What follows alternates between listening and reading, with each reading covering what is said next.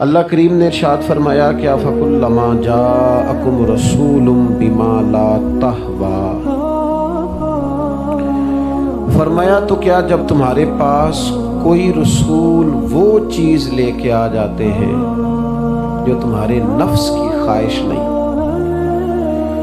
پیغمبر ایسی چیز تمہارے پاس لے آئے جن کو تمہاری خواہش، تمہارا نفس قبول نہیں کرتا، لا تہوی انفسکم مستکبرتم، جن کو تمہارا نفس قبول نہیں کرتا تو پھر تم تکبر کرتے ہو، تمہارے نفس پر وہ چیز گراں گزرتی ہے، تمہاری خواہش کے وہ چیز خلاف ہوتی ہے، تمہاری مرضی کے مخالف ہوتی ہے، پھر وہ تم اس سے تکبر کرتے ہو۔ فَفَرِيقًا كَذَّبْتُمْ، تو ایک گروہ ان میں سے انبیاء کو جھٹلاتا ہے، معاذ اللہ، ایک گروہ کیا کرتا ہے؟ نبیوں کو جھٹلاتا ہے، نبیوں کو، اور دوسرا اس سے بھی آگے بڑھ جاتا ہے وَفَرِيقًا تَقْتُلُونَ، اور ایک گروہ ان کو شہید کر دیتا ہے۔ انبیاء کرام علیہم السلام کی جو تعلیمات ہوتی ہیں وہ کامل، اکمل اور مکمل ہوتی ہیں۔ انبیاء کرام علیہم السلام معصوم ہوتے ہیں، نبیوں میں معاذ اللہ نہ ظاہری طور پر کوئی نقص ہوتا ہے نہ باطنی طور پر نقص ہوتا ہے۔ اللہ تعالیٰ انبیاء کرام علیہم السلام کو بڑے قبیلوں میں پیدا فرماتا ہے، ان قبیلوں میں جو اس دور کے اندر لوگوں میں بڑی قدر کی نگاہ سے دیکھے جاتے ہیں ان میں نبی آتے ہیں۔ انبیاء کرام کو اللہ تعالیٰ حسن و جمال دیتا ہے، قد و قامت دیتا ہے، ان کو اللہ تعالیٰ پر وجی چہرے دیتا ہے، کامل تعلیمات دیتا ہے۔ اور سب سے بڑی بات یہ ہے کہ انبیاء معصوم ہوتے ہیں، ان کے اندر کوئی نفسانی خواہش ہی نہیں ہوتی، نبی کوئی خطا کرتے ہی نہیں، کامل مکمل اکمل تعلیم نبی لے کے آتے ہیں۔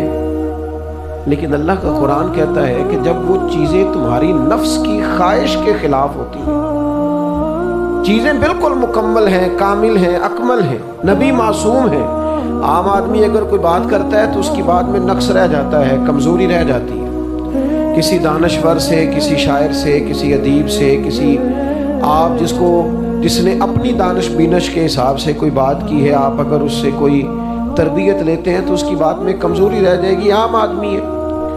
انبیاء کرام علیہم السلام کی تعلیمات جو ہوتی ہیں وہ ذاتی نہیں ہوتی، وہ وحی الہی کے ساتھ ہوتی ہیں، ان میں کمزوری کوئی نہیں ہوتی، نقص کوئی نہیں ہوتا۔ انبیاء کرام علیہم السلام خوبصورت ہوتے ہیں، نورانی ہوتے ہیں، یعنی کسی بندے نے معاذ اللہ ان سے کوئی ایسی چیز نہیں دیکھی ہوتی جس سے کہ قباحت پیدا ہو، نقص پیدا ہو۔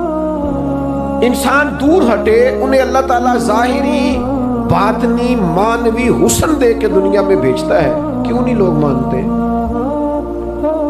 950 سال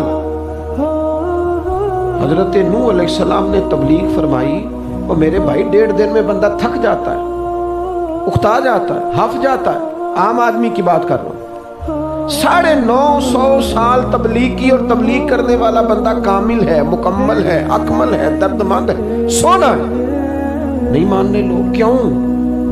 قرآن کہتا ہے اس کی وجہ یہ ہے کہ چیزیں وہ ہیں جو ان کے نفس کی خواہش کے خلاف ہیں، جو یہ ان کے نفس کی اور باطنی جو خواہشات ہیں ان کے مخالف ہیں، نہیں مانتے۔ حضرت موسیٰ کلیم علیہ السلام بنی اسرائیل کو نجات دینے کے لیے آئے تھے، راحت دینے کے لیے تشریف لائے تھے، لیکن آپ ان کے مطالبات دیکھیں کس قدر تکلیف دی۔ کبھی کہتے تھے نہیں مانتے جب تک اللہ کو اعلانیہ نہ دیکھ لیں، کبھی وہ کوئی مطالبہ لے کے آ جاتے، کبھی وہ پانی کا مطالبہ کرتے اور کہتے 12 چشمے الگ الگ چاہیے، کبھی وہ من و سلوہ کا مطالبہ کرتے، کبھی کہتے من و سلوہ تو آتا ہے پر ایک جیسا کھانا ہے، ہمیں تو الگ الگ چاہیے، وہ اجناس چاہیے جو زمین سے اگنی ہے۔ حضرت موسیٰ خوبصورت تھے، نورانی تھے، پروجی تھے، اور کمال یہ ہے کہ رب کے اتنے پیارے ہیں جن سے رب کلام فرماتا ہے، لیکن قوم ہے کہ تسلیم کرنے کو تیار نہیں، ماننے کو تیار نہیں۔ فقط اتنی بات ہے کہ وہ تعلیمات وہ ہیں جو ان کے نفس کی خواہش کے خلاف ہے، اور ذرا سا انہیں موقع ملا، حضرت موسیٰ علیہ السلام 40 دنوں کے لیے کوہ طور پہ تشریف لے گئے تو پیچھے سے ایک بچڑے کی پوجا شروع کر دی۔ جناب کلیم واپس آئے تو پھر طرح طرح کی ہیلے بازیاں۔ حضرت یوسف علیہ السلام کا تو حسن مشہور ہے نا، ساری دنیا جانتی ہے نا کتنے سونے تھے، क्या इतना खूबसूरत आदमी भी कुएं में डाल दिया जाता है? क्या इतना हसीन आदमी भी बाजार में बेच दिया जाता है? क्या इस कदर शख्स जो ज़ाहिरी बातनी तौर पर नूरानी हो, उस शख्स पर भी इल्जामात धर के जेल में डाल दिया जाता है? मखलूक तो फनकार है इस दर्जा के पल भर में संगे दरे काबा से भी असनाम तराशे, और तुम कौन हो, क्या चीज है दागे कबाबी, लोगों ने तो मरियम पे भी इल्जाम तराशे। हजरत मरियम सलामुल्लाह अलैहा पर भी, और जनाबे ईसा जिनको अल्लाह ने खुले मौजज़ात दिए, कोई जरूरत थी किसी और चीज की? जो बच्चा पंघुड़े में कह रहा है इन्नी अब्दुल्ला, मैं अल्लाह का बंदा हूं, खुले मौजज़ात और वो भी पंघुड़े में। लेकिन कुरान कहता है तालीमात वो थी कि जो इनकी नफ्स की ख्वाहिश के खिलाफ थी। लिहाजा नफ्स की ख्वाहिश, वो जो एक जगह पे कुरान मजीद ने कहा ना, कुछ लोगों ने नफ्स की ख्वाहिश को खुदा बना लिया, वो चूंकि ख्वाहिशातें नफसानिया के खिलाफ थी, नतीजा उसका ये निकला कि इन लोगों ने पैगंबरों, रसूलों, अंबिया, अल्लाह के महबूब बंदों को झुठला दिया, यहां तक कि कत्ल कर दिया। हजरत ज़करिया अलैहिस्सलाम जैसे लोगों पर आरे चला दी, शहादतें हो गई अंबिया की। वजह क्या थी? नफ्स की ख्वाहिश के खिलाफ तालीमात थी अंबिया की, नहीं तस्लीम किया।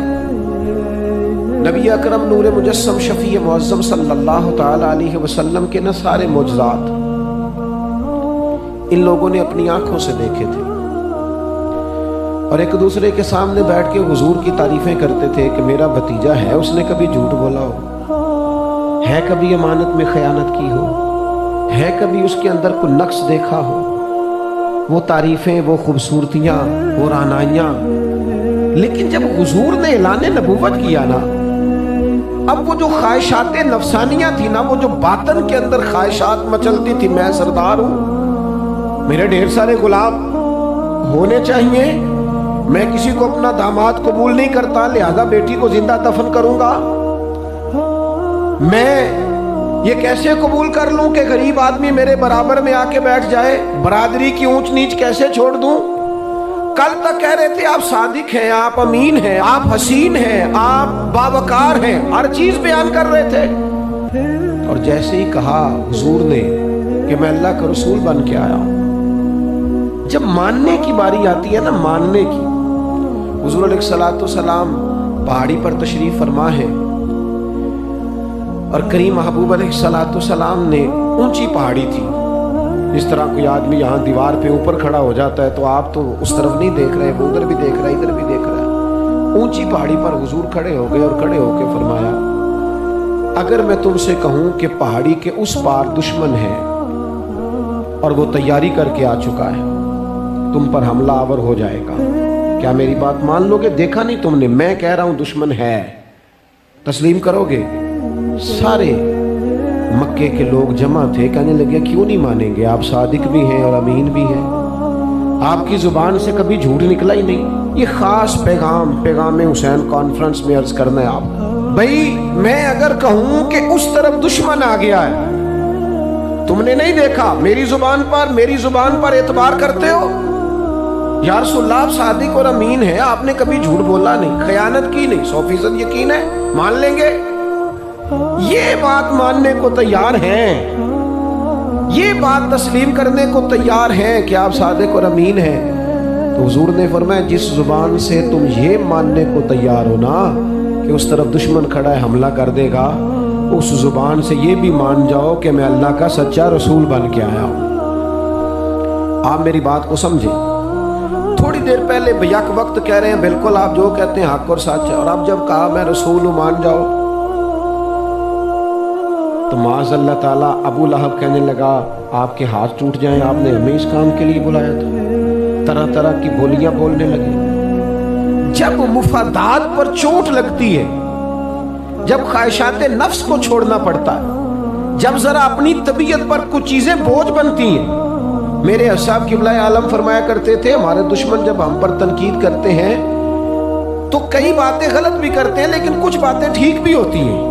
बजाय इसके कि हम उसी वक्त उठ के कबूल करें, तस्लीम करें कि जनाब ये बात जो आपने किया ये बिल्कुल ठीक है, میں کھلے دل سے اس کو قبول کرتا ہوں، اتنی جرت کون کرے، اتنی ہمت کا مظاہرہ کون کرے؟ وہ چیزیں جو ہمارے نفس کی خواہش کے خلاف ہوتی ہیں ہم قبول کرنے کو تیار ہی نہیں ہوتے۔ لیکن جو مزاج دین ہمیں عطا کرتا ہے، وہ دین ہمیں یہ عطا کرتا ہے کہ جب تم یہ دیکھو نا کہ بات جو ہو رہی ہے وہ بات ٹھیک ہے، اگرچہ میرے مفادات کی بھی خلاف ہے، اگرچہ میرے نفس کی خواہش کے بھی خلاف ہے، اگرچہ میری سرداری کے بھی خلاف ہو سکتا ہے میرا مالی نقصان بھی ہو، لیکن چونکہ ٹھیک ہے لہذا مجھے قبول کر لینی چاہیے۔ یہ جرت پیدا کریں اپنے دل کے اندر، یہ طاقت پیدا کریں، یہ آج کا پیغام ہے۔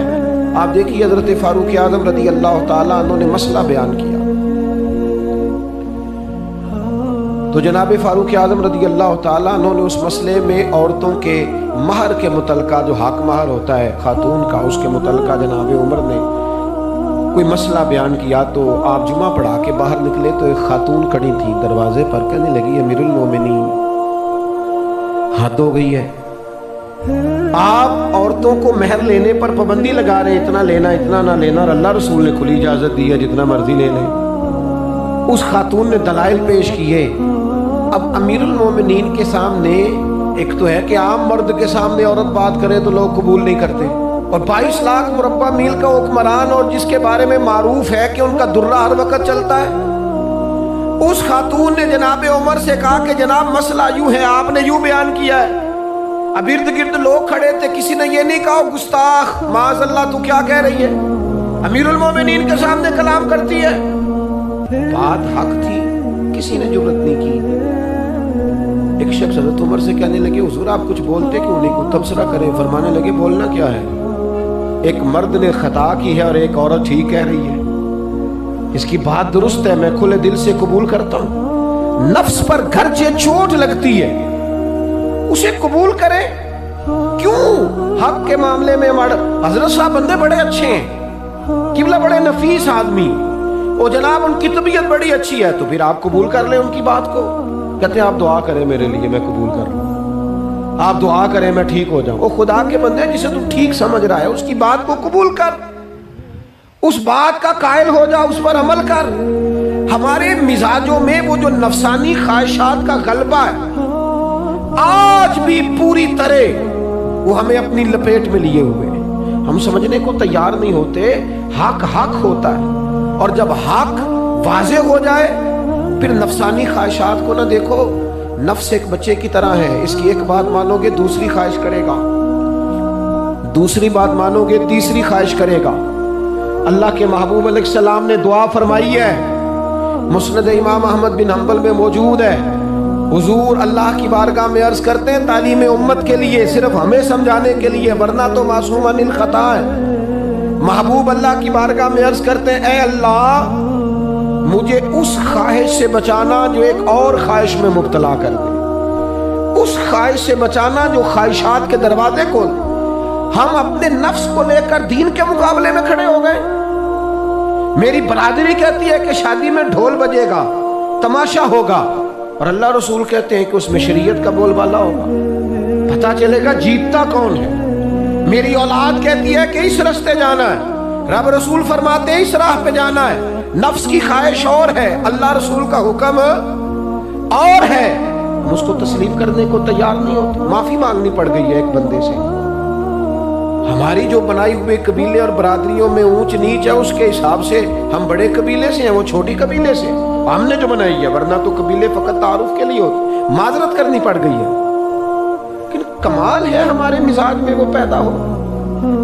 اللہ رسول کو راضی کرنے کے لیے تھوڑی دیر اپنے نفس کو کچلے، ممکن ہے ایسا ہو؟ کرتے ہی نہیں ایسا، مزاج نہیں بنایا۔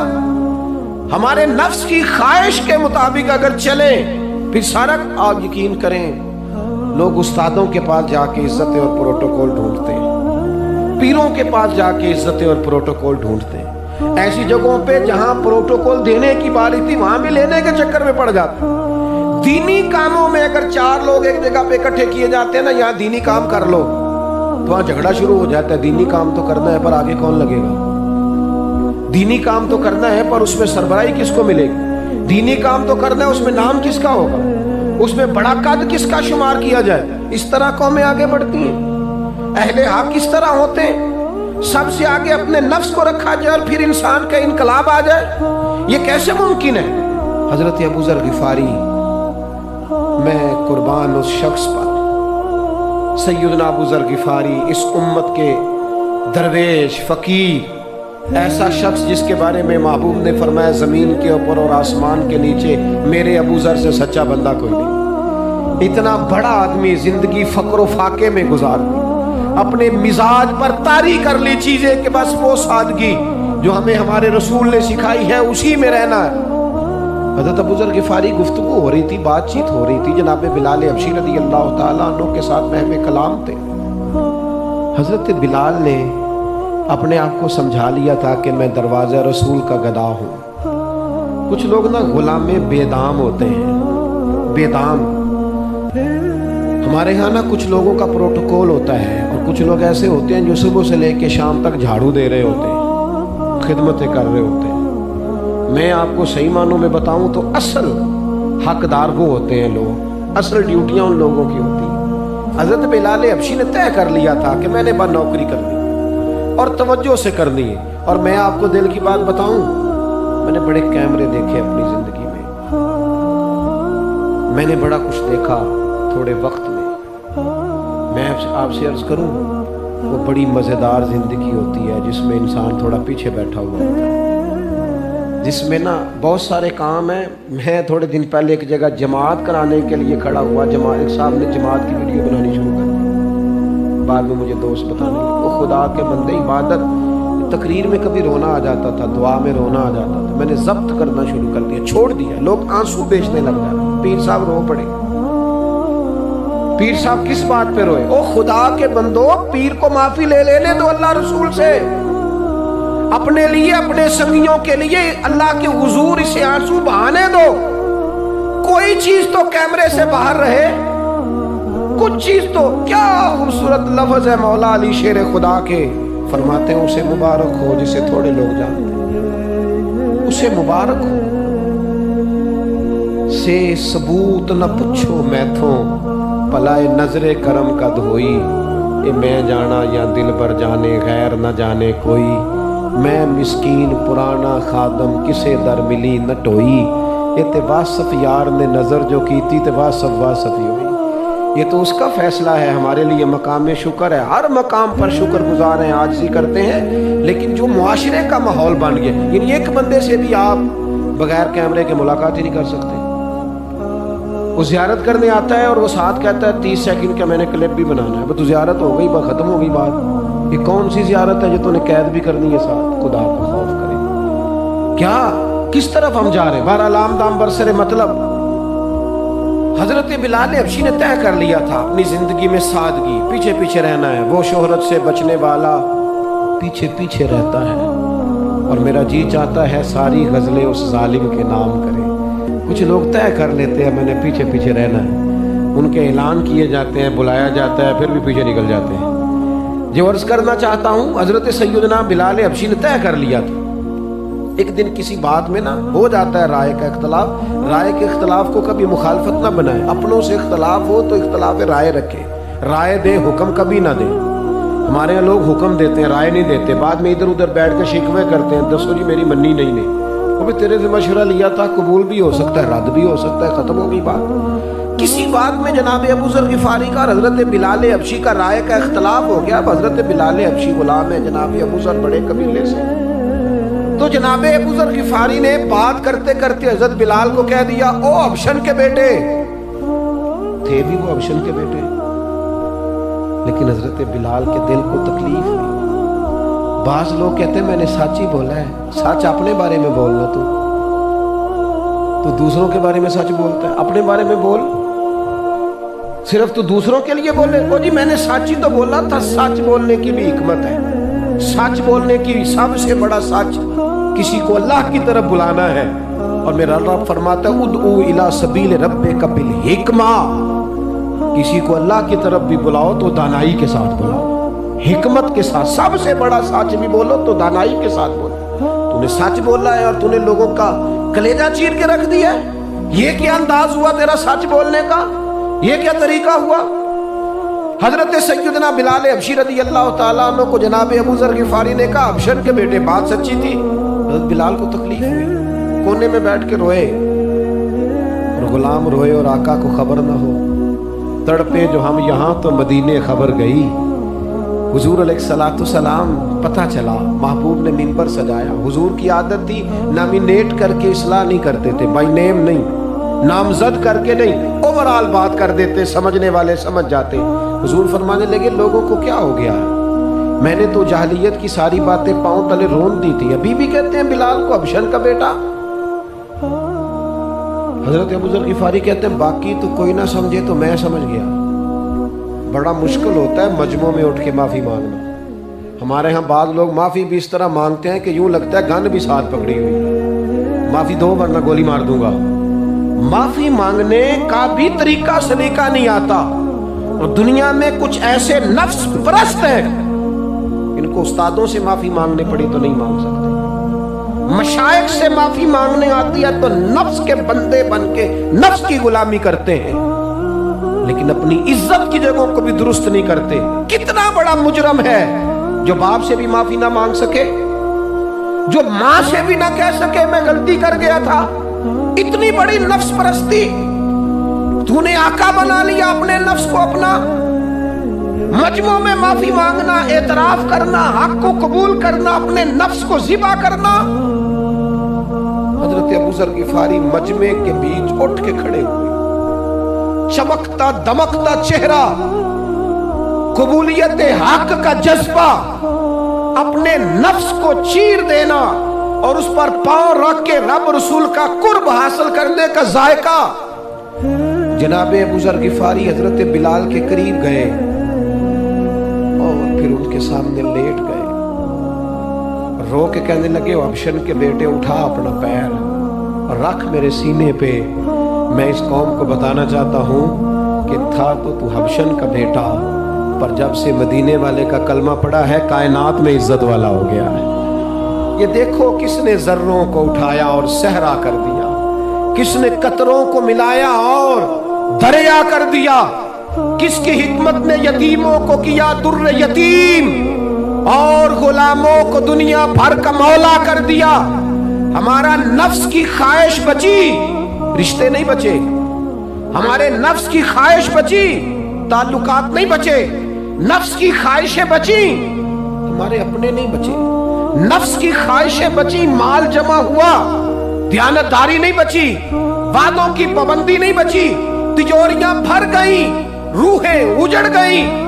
بددیانتی سے رزق حرام سے کمایا ہوا مال, کاریں کوٹھیاں بنگلے بن گئے, باطن اجڑ گیا. اس لیے کہ نفس کی خواہش پوری کی.